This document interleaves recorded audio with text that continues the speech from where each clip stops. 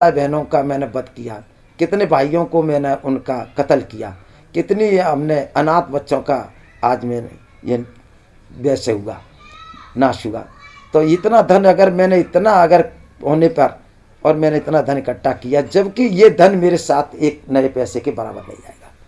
तो कहने लगा कि मंत्रियों, अगर मेरी जब अगर सांस निकले तो मेरे हाथ बाहर निकाल देना, पैर बाहर निकाल देना, जिससे संसार वाले ये देखें कि संसार में मेरे साथ कुछ नहीं जा रहा है। मैंने जो किया वो मैंने गलत किया, पाप किया, और ऐसा आगे कोई भाई करे नहीं। क्यों कि इस संसार में हम किसके लिए करते हैं, हम क्यों करते हैं? सिर्फ अपने शरीर के लिए।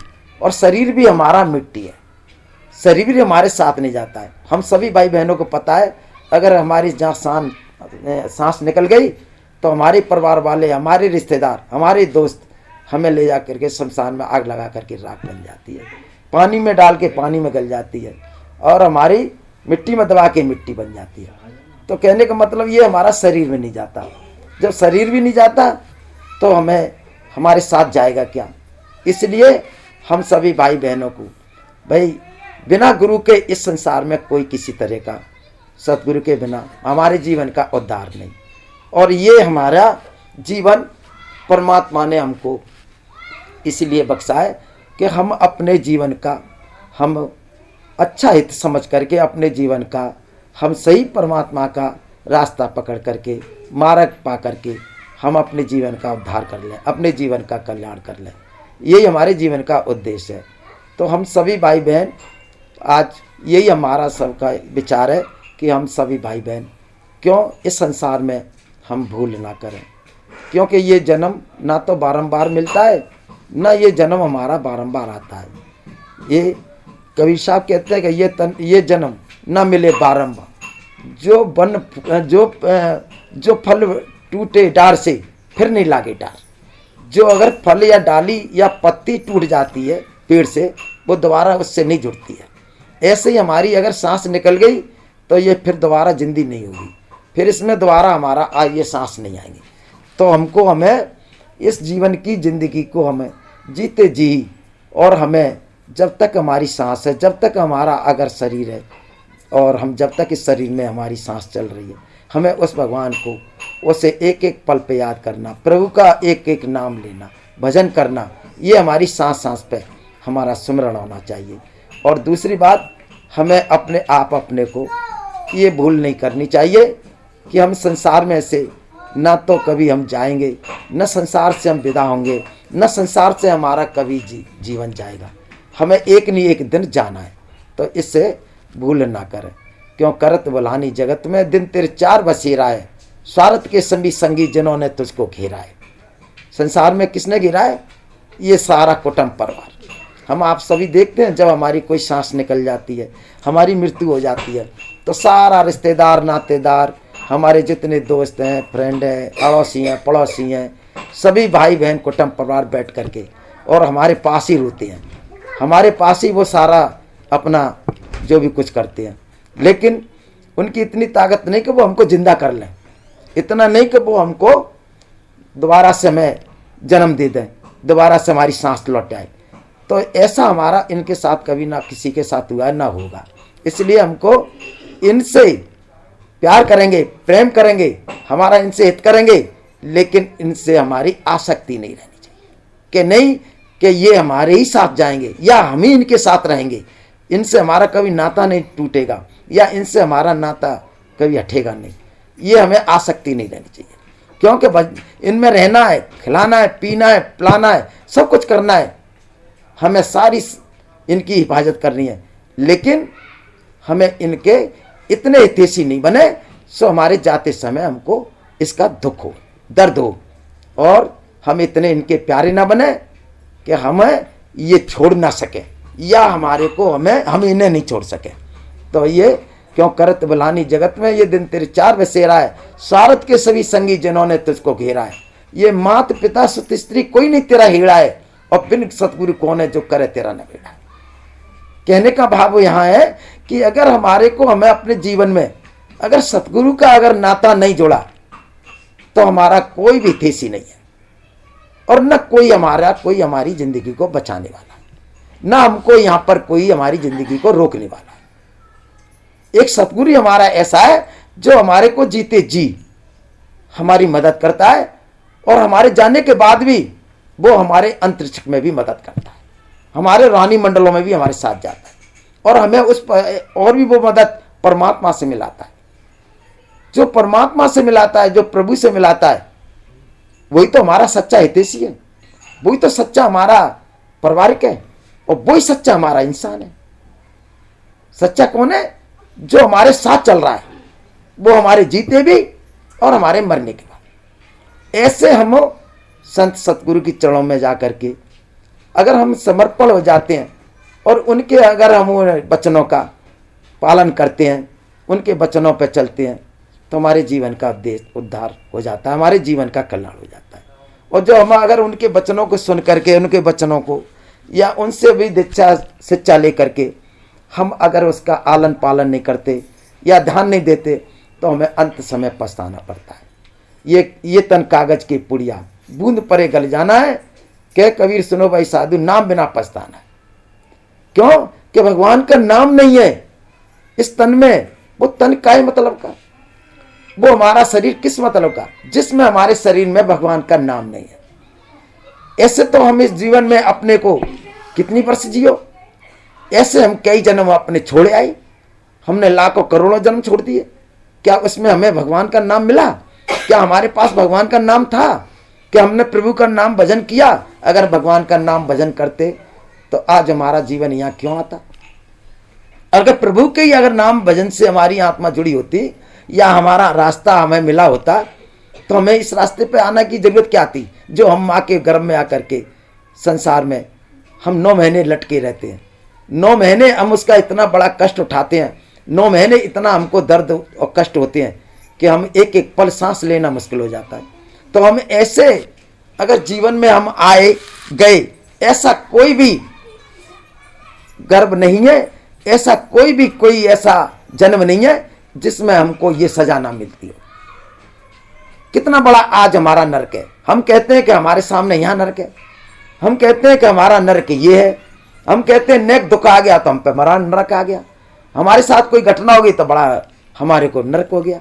नहीं, असली नरक तो हमको वहां है जो माँ के गर्भ में हम उल्टे टंगे 9 महीने और हमारे ऊपर मल मूत्र गिर रहे हैं, और हमें ये समझ में नहीं आ रही है कि हमारे ऊपर क्या गुजर रहा है।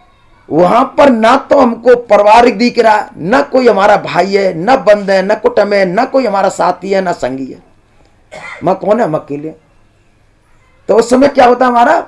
हमें वही परमात्मा याद आता है। जिस परमात्मा को हम यहां भूलते हैं, वही परमात्मा हमें दिखाई देता है, वही परमात्मा हमारा वहां बैठा है, वही हमारे को हमारी रक्षा कर रहा है, और उसी को हम याद कर रहे हैं कि परमात्मा हमें तुम निकालो, इस नरक से तुम्हारा नाम लेंगे, तुम्हारी सेवा करेंगे, तुम्हारी भक्ति करेंगे। लेकिन इस दुनिया में आकर के हमें परमात्मा दिखाई नहीं देता।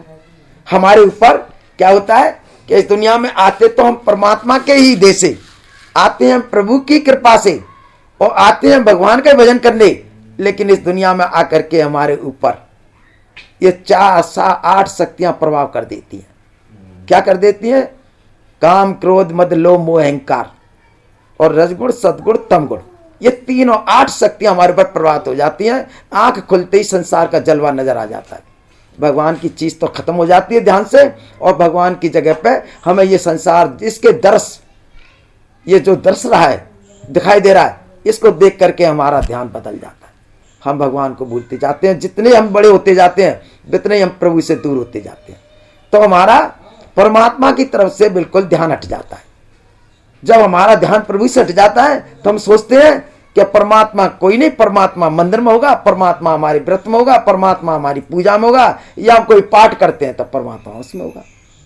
हमें संसार में बाहर की बाहर, मुखी बाहर में भूल जाते हैं। तो परमात्मा वो कहीं हमारा बाहर नहीं, क्योंकि परमात्मा तो हमारे सबके अंदर है।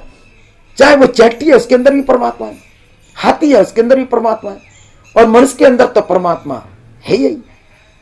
तो जब तक हम अपने अगर तन को नहीं खोजेंगे, जब तक हम अपने आप अपने अंदर नहीं जाएंगे, हमें परमात्मा कभी नजर नहीं आएगा।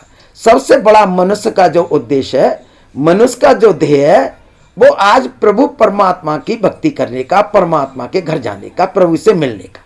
नहीं तो हमारा उद्देश्य, हमारे जो आज इस संसार में जो विचारधाराएं, संसार में जो हमारी आशा तृष्णा है, वो कभी समाप्त नहीं होती।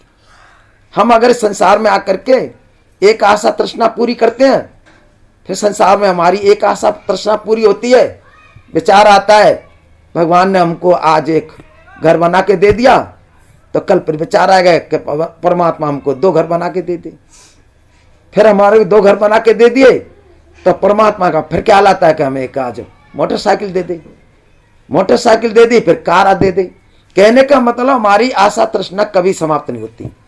परमात्मा तो देते देते नहीं थकता, हम लेते लेते चले जाते हैं।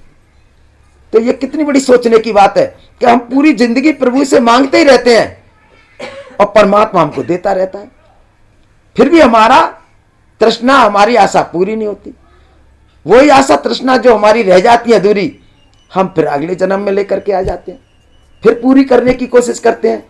तो मेरा कहने का भाव यह है, जब जब इस दुनिया में, इस धरणी पे हम जन्म लेंगे, हमारी आशा तृष्णा दौड़ती रहेगी, हमारी आशा तृष्णा भावना बढ़ती रहेंगी, हमारी कभी समाप्त नहीं होंगी, ना पूरी होंगी।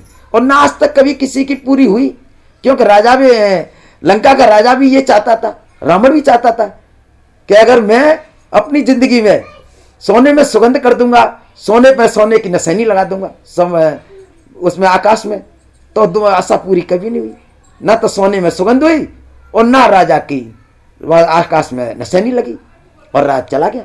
तो कहने का मतलब यहाँ आशा तृष्णा कभी पूरी नहीं होती, चाहे कोई कितना बड़ा भी राजा हो या कोई कितना बड़ा यहाँ पर जिम्मेदार हो, चाहे कोई कितना बड़ा व्यापारी हो, चाहे वो सेठ हो, साहूकार हो, ये सब के लिए रास्ता मार्ग प्रभु ने एक ही रखा है। जब तक हमारे को हमारी आशा तृष्णा रहती है, जब तक हम इस संसार में आशा तृष्णा में हम जब तक चलते रहते हैं, इनमें पड़े रहते हैं, तब तक ये हमारी जिंदगी परमात्मा की तरफ नहीं मुड़ती। क्योंकि हमें सब कुछ ये देखना है, सब कुछ विचार करना है कि हम इस दुनिया में आए हैं, तो हमारे आगे हमें आए हैं, इसका हमारा आने का उद्देश्य क्या है, लक्ष्य क्या है, ध्येय क्या है, इसका मतलब क्या है। मनुष्य जन्म तो ले लिया, लेकिन मनुष्य जन्म की हमें ये तो मालूम पड़े कि मनुष्य का जन्म लेने का हमारा आधार क्या है। मनुष्य जन्म ले पाने का हमारा आधार ये थोड़ी है कि बाल बच्चों को जन्म देना, इनका पालन पोषण करना, इनको पढ़ाना लिखाना, इनके लिए घर बनाना या इनके लिए ये सौदा करना। ये तो हमारा जो आप सबके भाग्य में आया है, और इनका आलन पालन करना ये तो मध्यम है और हम करेंगे। लेकिन ये कौन करेगा कि भगवान का भजन कौन करेगा? जो हमारा उद्देश्य है, लक्ष्य है, जो हमने मां के गर्भ में हमने प्रण किया, हमने वचन दिया कि भगवान परमात्मा तेरा नाम लेंगे, भजन करेंगे, उसको कौन करेगा? जब उसके ऊपर हम ध्यान नहीं देंगे या उसके ऊपर हम अगर अपना ध्यान नहीं लगाएंगे, तो हमारा उद्देश्य लक्ष्य कैसे पूरा होगा? तो हम इस दुनिया में जो आए, हमें कभी हमने ऐसा विचार नहीं किया, कभी हमने ये सोचा नहीं। यहाँ पर बड़े बड़े नेता, बड़े बड़े राजा, बड़े बड़े यहाँ पर ऐसे ऋषि मुनि संत महात्मा आए, जिन्होंने इनको परमात्मा का कोई बोध नहीं, प्रभु का कोई ध्यान नहीं। क्यों? कि हमें यही नहीं पता कि हमारा लक्ष्य क्या है, उद्देश्य क्या है, ध्येय क्या है। क्योंकि हमने कभी कोई चीज अपने सामने नहीं रखी। अगर इसको हम अपने सामने रखें तो हमें समझ में आएगा कि हमारा ध्येय क्या है, लक्ष्य क्या है, और हमारा इस जीवन का आधार क्या है। तो हमको ये ध्यान दे, ये हमें समझना, क्योंकि हम इस दुनिया के, बल्कि ये पूरी सृष्टि के हम सिरमौर हैं। हम सृष्टि के सबसे बड़े उत्तम योनि वाले मनुष्य हैं। इससे बड़ी कोई मनुष्य की योनि नहीं है, इससे बड़ा कोई भी नहीं है। अगर इसको हम भगवान का रूप कह दें तो ये भी कोई हमारा कहना गुनाह नहीं है। क्यों? कि ये बाइबल में दिया है कि man is God, God is man. या तो उस सब्जेक्ट को फेल करो, या फिर हम फेल हो रहे हैं कि मनुष्य ही भगवान है और भगवान ही मनुष्य है। वो क्यों? कि देखने में तो सभी मनुष्य हैं और सबके हमें आचार विचार सब कुछ पता है, लेकिन ये भी हम सब जानते हैं कि भगवान सबके अंदर है। ये भी जानते हैं कि हम प्रभु के अंश हैं, आत्मा है, ये भी हमारे अंदर है। लेकिन ये नहीं पता है कि ये इसको हम प्राप्त करेंगे कैसे। इसको हम जानेंगे कैसे? क्योंकि आत्मा एक लाइट है, परमात्मा एक साउंड है। इसको हम कैसे जानेंगे?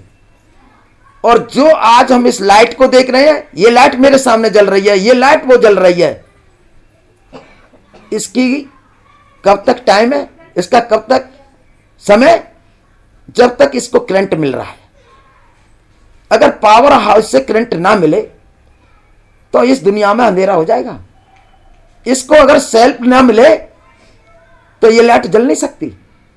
तो ये भौतिक लाइट है, लेकिन भगवान की लाइट तो हमारे आप सबके अंदर है। वो ज्योति हमारे अंदर जल रही है, प्रकाश हो रहा है, लेकिन वो नजर क्यों नहीं आती? कि हमारे अंदर भरमों के पर्दे पड़े हैं, हमारे ऊपर आवरण चढ़े हैं। और जो अगर एक तेज बल्ब, चाहे वो 1000 वाट का, उसके ऊपर अगर काले कपड़े लपेटते चले जाओ, उसकी रोशनी समाप्त हो जाएगी।